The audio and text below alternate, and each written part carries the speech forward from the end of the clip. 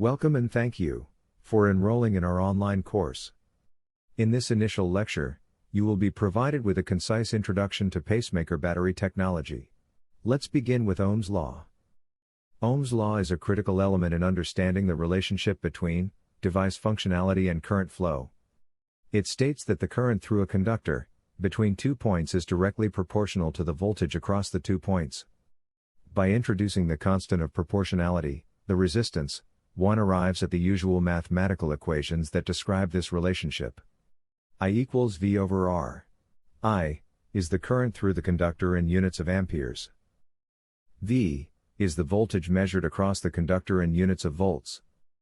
R is the resistance of the conductor in units of ohms. More specifically, Ohm's law states that the R of this relationship is constant and independent of the current.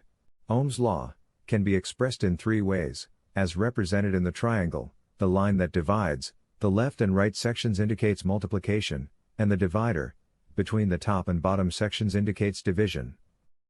When solving for the voltage, expressed in volts, use V equals I multiplied by R.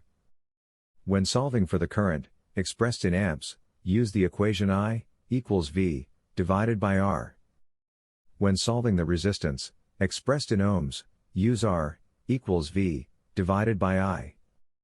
By using this triangle, let's see an example. If the voltage is 6 volts, and the resistance is 500 ohms. What is the current in amps? Simply, use the formula, I equals V divided by R, so divide the voltage by the resistance. In this case, 5 divided by 500, is equal to 0.012 amps, or 12 milliamps. When considering the application of Ohm's law in an implantable device, and thinking about resistance to the current flow in the pacing circuit, one must be aware of the factors that create resistance within the system, which include lead resistance, tissue impedance, its capacity properties, and polarization resistance. Current is measured in amps and expressed in milliamps. Normal pacing impedance sits at 500 ohms, and impedances greater than 2000 ohms indicate a lead fracture. The power is measured in watts, and it is a measure of the rate at which energy is delivered over time. 1 watt is equal to 1 joule per second.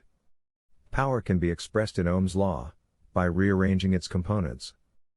When using voltage and resistance, power equals V power 2 divided by R. When using current and voltage, power equals I times V. When using resistance and the current, power equals R times I2. For example, if the voltage is 3 volts, and the resistance is 500 ohms, what is the power in watts? Simply use the formula. P equals V power 2 divided by R square the voltage, and divide that by the resistance.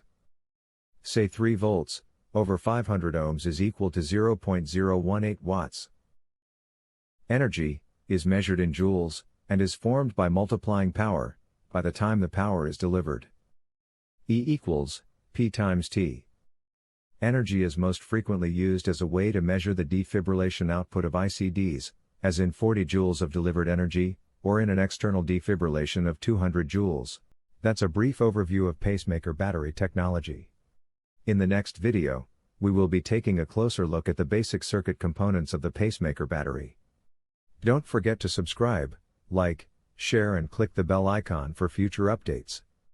See you in the next video.